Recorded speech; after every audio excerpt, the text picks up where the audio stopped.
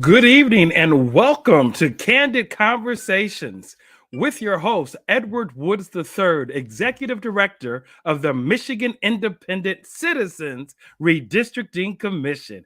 Do we have an all-star lineup today? We've got our commissioners. Our commissioners are here. Our chair from Ingham County. Let's welcome MC Rothhorn. Our vice chair from Howell, Michigan. Let's welcome Dustin Witjes. And last but not least, we got to have a rose amongst these boys. Can we bring it up for Commissioner Rebecca Szetela from Wayne County? Raise the roof, raise the roof. We are here and excited because this morning, I should say this afternoon at 2:00 p.m., we talked about the release, I repeat, the release of the district maps, and you can see them on our website at www.michigan.gov/MICRC. Once again, www.michigan.gov/MICRC. And all you need to do is just look at it. We're going to put a ticker at the bottom and just click on Final and District Maps. Click on Final and District Maps, and you can see the regular map that we had before in December, where you type your address in and you can see what district you're in. But then you can see a statewide map for the Congressional District, a statewide map for the State Senate District, a statewide map for the House District, and then you can see each individual districts, all 13 Congressional, all 38 Senate, and all 110 House. This was done by your commissioners, and this is 3 out of the 13. So we're excited to have them here. And without further ado, let's get a big welcome from Commissioner MC Rothhorn. Edward, you make me smile. Thank you so much. So welcome everyone. It's Candid, right? So I'm learning what district I'm in, right? Along with all of y'all. Looks like I'm in the Senate map, and I'm just saying hello, and I think I'm just saying hello. Is that right, Edward? Right now, you're just saying hello. We're going to go to the districts a little bit later. All right, cool. It's just nice to have greetings. The legendary himself, Dustin Witjes.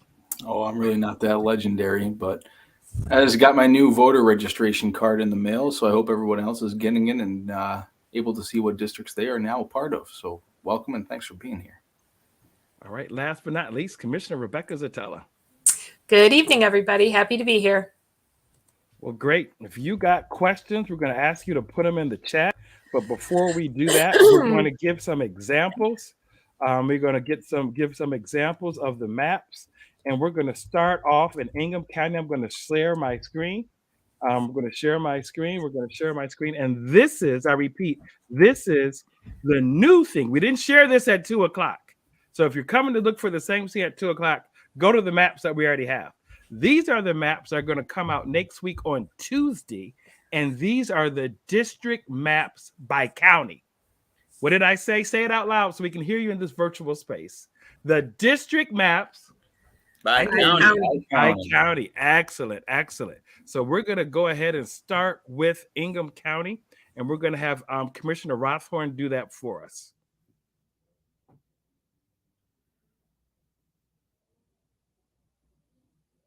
Should I wait for the screen?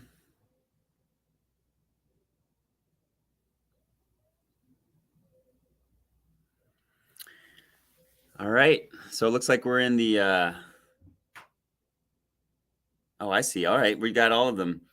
This is great. Yeah. So my district here in Ingham County, I live in downtown Lansing. So I'm up in the various, we've got the red 7, looks like it's the Hickory, that's the Chestnut. It's our congressional district. Absolutely. Yep. And then the white are the state Senate districts. Yeah. And the blue, can you get it for $1 million? What is the blue? That's our Hickory House map. Very good. Excellent. And so when you take a look at these maps, they're done by the county, Commissioner Rothhorn.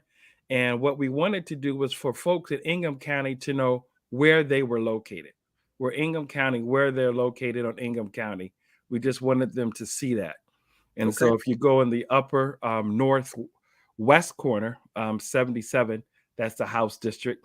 Below that is 74, which is another House district. Right And then on. if you go to the right or to the east of 77, that's the 75th district. And they're a part of the 28th Senate district.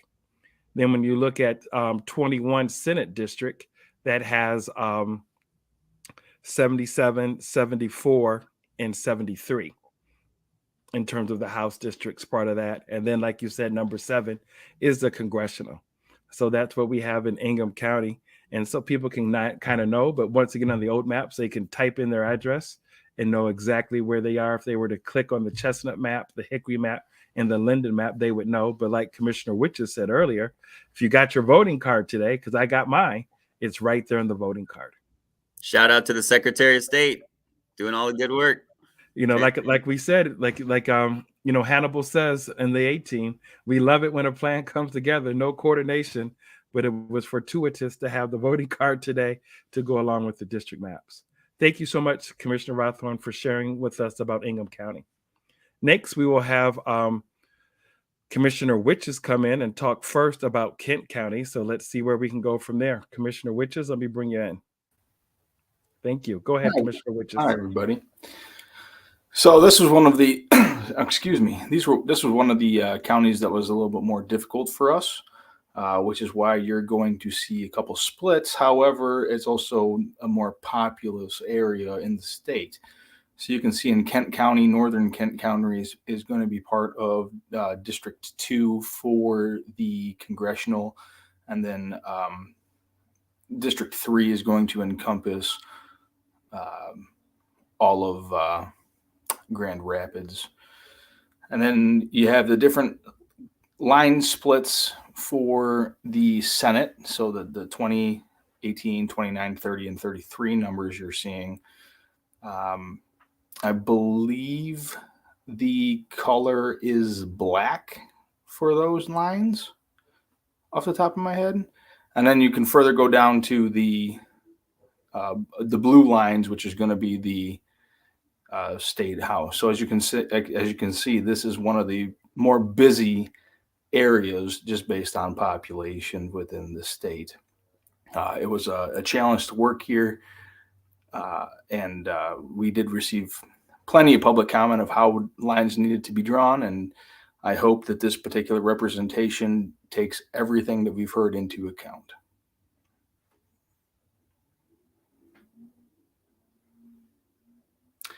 Okay, now we're going to go to my county, which is Livingston County. It's a lot less busy, given the people that live here.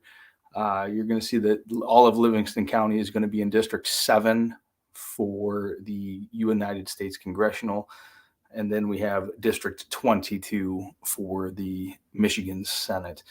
The House is split. We have a 50th district, a 48th, and a 49th district. And you can now see on a county level, and also the 72nd district. And you can see on the county level of where those particular line splits are. The only difference is that you know that you're going to be in the same Senate district. It's just on the House. There's 3 particular districts that do extend into Livingston County and out of it. Thank you so much, Commissioner Witjes. You're welcome. Next, we'll bring in Commissioner Szetela.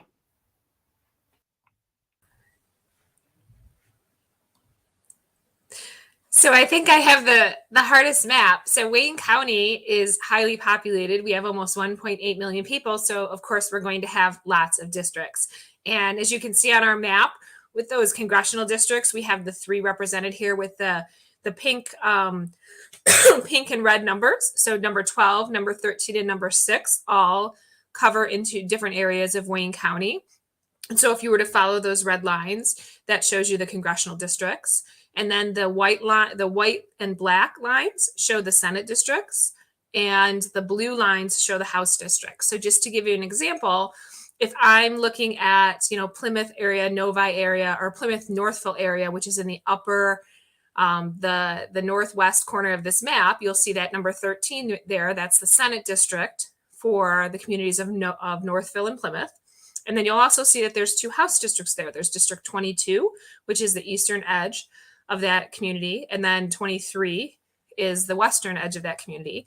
And then if you look at the number 6, which is the red line going north and south, you'll see that Northville and Plymouth and Canton and Belleville, Van Buren Township are all in District 6 for their congressional district. So this map presents a really nice way for particular communities to be able to see all 3 districts that you are in at the same time just by looking at this map. Just to give you another example, we could look downriver to where we have the Monroe area with House District number 27. That is also in Senate District number 4, and it's in Congressional District number 6. So we can determine all of that very quickly just by working off of this one map.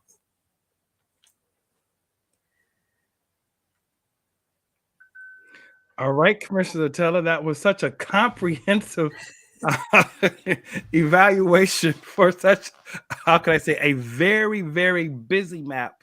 Obviously, we can't blow it up additionally on the screen, but once again, this will be available. The map will be available on Tuesday. I repeat, Tuesday, May 10th.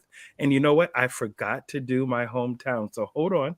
Let me add that to the stream. This is Berrien County, Michigan. And I'm excited about this map. This is where I grew up in the Berrien Springs area. And if you take a look at this map, you notice we have 3 House districts. District 39 at the top, which is mainly Bainbridge Township, northeast of Berrien County. Hager Shores, Coloma, Waterville, Bainbridge Township is the, you see the 39th House District. You also have a part of Berrien County. This district, along with the Senate District 20, is in Congressional District 4. And this takes up all of, if you look at the shoreline, St. Joe Township, St. Joe, Benton Harbor, Benton Heights going all the way up is now in District 4, which is more of a waterfront. You see another District 38 here, which takes to the left of 39 along the shore, the Lake Michigan border. You see House District 38, which also comprises of State Senate District 20. And then if you look at Southern Berrien County is now in a Congressional District 5, and then you see the State Senate District of 17, and then a House District of 37. So if you look at 38, it's really that whole shoreline going all the way up. In terms of the House District, you see there's now 2 congressional districts in Berrien County, where there used to be 1, 4 doing the northern region and 5 the southern region.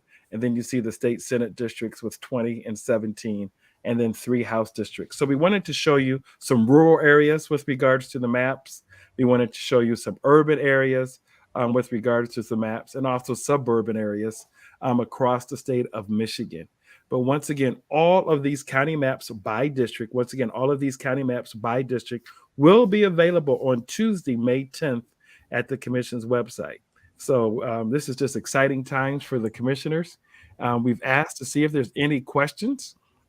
And we're serious about questions, but we need them to be typed in the chat. And that's where we need to go. Here we go. We got a questions. Anthony, will you produce paper maps like Michigan Department of Transportation? Well, you know what?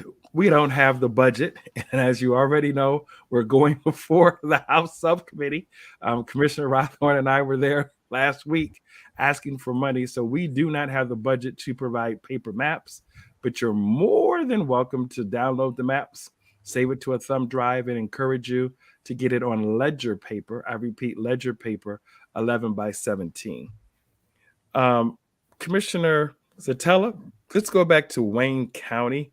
Mm-hmm. They're saying something about Monroe, and just want to make sure we got that correct. Yeah, I mentioned Monroe, and that's actually it's what we call downriver, Gibraltar, Groseal, and those communities along there, Woodhaven, I referred to as Monroe accidentally. So yes, Wayne County and Monroe are separate counties, and District 27 is what we would call kind of the downriver area. Okay. Anthony says, right, John. All right, and then we'll go to the next one. How are these different from the maps we've been looking at for a month or so? Any commissioner want to take that on? Well, I feel like these maps are going to show you a little bit more detail in regards to where you are. So if you know what county you live in, which I'm assuming most individuals do, you're going to be able to. I'm sorry, I just got to pop up on my computer. You're going to be able to see on a county level where you are going to be in regards to districts for the Congressional, House, and Senate. So it's going to be a quick way for you to look at one piece of paper or something on your screen and quickly determine which districts you are in without having to look at your voter registration card, which again, those are being mailed out. I just got mine 2 days ago. And then the other good thing is when you have it, when you look at it, you can blow it up. You're able to blow it up and actually go down to the street level. And that's something that we're really excited about in terms of putting the power back in the hands of the people, to search for yourself. I mean, I blew it up to 400 and you can actually see the streets. So you have some real opportunity with these maps to do it with regards to that. We have another question from Marcia Kappa. Are these data sets which would make your decision making easier? If so, how would you go about getting them? I think that's available. We put that available on the website so they can get the shape files of the data sets from there. So that's already available for quite some time. If you go to the mapping process, you can get the data sets, the shape files from there. And I would just add that the data that we did receive from our vendors, they were strong. Like everything that was given to us it was real data that we received.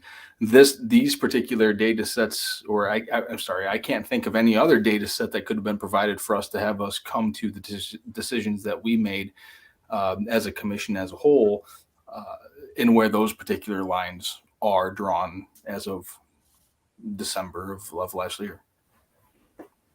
And then John says, okay, so the districts are the same, but these maps that is correct. Yep.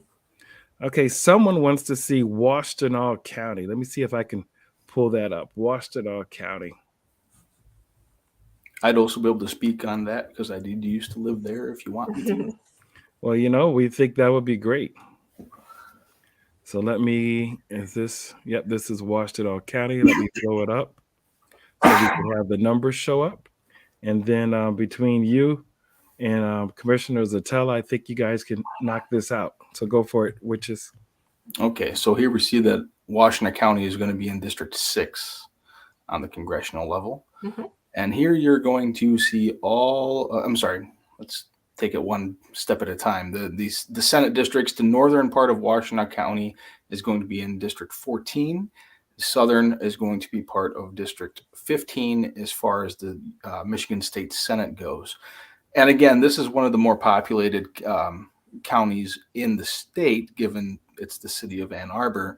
So you can see all of the districts for the the Michigan House going around. So we have the 48th, the 23rd, the 32nd, 31st, 33rd, 47th, and 46th.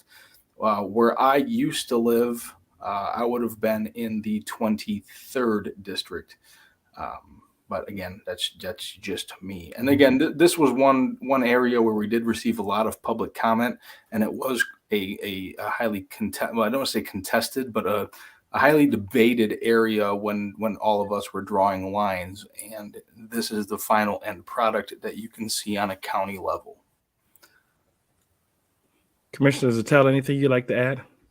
Yeah, I would just add that two of the areas of comment that we received a lot of comments about was Ypsilanti and whether to combine Ypsilanti with Ann Arbor. And as you can see in this map, we made compromises like we often did on issues where for the House district, Ypsilanti is by itself in District 32. But when you look at the Senate district, it's combined with part of Ann Arbor. And then the entire county of Washtenaw County is included in District 6 at the congressional level. So we did sort of balance competing concerns and sometimes maybe accommodated something in one map that we didn't accommodate in another to sort of make sure we were listening to everybody's concerns and representing people appropriately. And then the other issue we received a lot of comments about was the western side of Washtenaw County and how much of that to put in with individual districts in Ann Arbor. And so we sort of divided those up a little bit as well. All right. Let's see. Let's go to this question here. When will the Section 15, a report that explains the basis? Oh, that should be available soon. We're having that reviewed, and you'll be able to have that report soon with regards to the commission. So thank you for that question, Anthony. What is the significance that one of the smallest congressional districts is also the least compact in shape? I can answer that. Go for it. So compactness, again, was the 7th criteria. So even though you can look and say, hey, this particular district is not compact, look at all the other factors that we have taken into account prior to compactness. If we needed to draw a district that was just a straight up and down line, for example, it wouldn't be very compact, but we all took every single constitutionally required criteria that we received into account before we took compactness into account. So compactness is not something that was on our list to take into account while we were drawing, but it was something that we took into account after we were done to see if the districts were in fact compact and everything else that we were constitutionally mandated to do was met. If anything else was an issue, compactness was the least of our concerns. We were more worried about communities of interest and everything else before compactness came into account. Great. What was compactness? Where did that rank in the 7 redistricting criteria? Last. Number 7. So I know someone says, can we show the Wayne and Oakland? Well, we just showed Wayne. So let's see if we can pull up Oakland. So if someone is listening, you're from any area across the country and you want us, across this great state of Michigan, and you want to see your particular map, put yourself in the chat and we'll put it up for you. More than happy to do so. And let's see if we can have someone talk about Oakland County. There it is. Knock yourself out, Rebecca. Thanks. I'm not as familiar with Oakland County as I am with Wayne and Washtenaw. But again, here you can see that we actually have several congressional districts, 6 of them, portions of which are reflected in here. So we have District 12, which is part of the Metro Detroit district as well. And then District 10, which actually goes up the thumb, District 9, which goes up into kind of the Flint area, and then 11, 7, and 6. So there's a little bit of those congressional districts that overflow into other areas as well. And then once again, if you look at the white numbers with the black print, the white boxes with the black print, those are the Senate districts. And the the blue districts are the House districts. And again, in drawing these maps, we were trying to follow the constitutional criteria that we had. And sometimes that meant first criteria is Voting Rights Act. Second criteria was continuity. Third was communities of interest. So most of these lines on here were drawn the way they were because of communities of interest. And keep in mind that this particular county is also one of the most populous. So you're going to have county splits. There's nothing that anyone could have done to try and keep Oakland County whole in anything, just based on the population numbers alone. Anything, Commissioner Rothhorn, you would like to add? Just that it's also one of the most diverse parts of our state. And so number 3 was right. That criteria, as Rebecca stated, right, was to reflect the communities of interest and to reflect Michigan's diversity. Mm-hmm. In each All district. right. For the record, Barbara Farrell Miles cannot say we don't listen to what's in the chat. She says, late one for me. Please display Macomb. Macomb is up. And I'll let you guys go at it again. All right, I'll take it. Thanks, Rebecca and Dustin, for taking the earlier ones. So yeah, we've got in the red, right? We've got the 2 congressional districts there, number 9 and number 10 in our county of Macomb. And then with regard to the Senate districts, right? We've got like all the way from 3 to 25 in the white with the black numbers. And then the House districts are the blue ones, and a variety of districts and lines, as we've said before, right, that reflect our process and the constitutional criteria that we followed.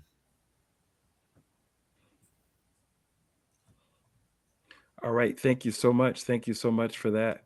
Looking at the comments, we could talk about this, but can anyone explain, did you receive the partisan voting records late in the game? We received a lot of stuff late in the game, honestly, but it's, it's just the process is going to be different every 10 years, I imagine. And so we were dealt the hand we were dealt, and we did the best we could with what we had. And when it came to us. Here's one more question. How did independent, write-in, third-party, or registered non-voters factor into analysis? Oh, this is our buddy Anthony. I'm just now recognizing the face. Anthony, I need to make a recommendation to the commission. Rothhorn and Szetela, between Anthony Scanal and James Gallant, I think they have been with us every step of the way. Yeah. But Anthony wants to know, how did independent, write-in, third-party factor into analysis? So I think honestly, go ahead, Rebecca, sorry. Yeah, I was just going to say, I think it depends on what you're talking about as factoring in. In terms of partisan fairness, the numbers that we received were for Republican and Democratic voters. So there wasn't a separate category for independents as part of partisan fairness, but independent voters, write-in voters, and any other types of voters certainly had the ability to influence the process by talking to us about communities of interest and what communities they wanted to be together. So it might not have factored in under one criteria, but it might have factored in under another criteria.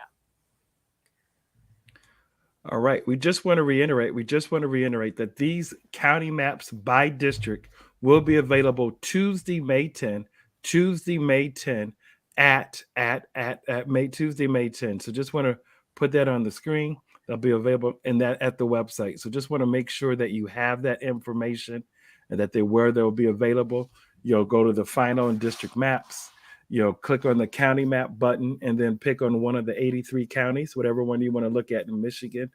You can do that, right? You'll be able to do that on Tuesday. Anything else? If there's any more questions, we don't run, we don't hide from anyone. We try to make Candid Conversations really, really short and to the point so that everyone has a chance to speak and let their voice be heard. But just want to make sure that there's not anything left for our commissioners before we take off.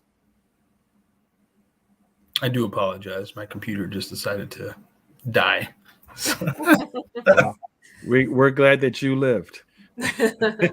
All right. If there's not anything else, this has been the Candid Conversations with the Michigan Independent Redistricting Commission, and we invite you to come back for our next broadcast when we want to share more information in a transparent and open manner about what's taking place with your Michigan Independent Citizens Redistricting Commission. Once again, thank you so much and have a great evening.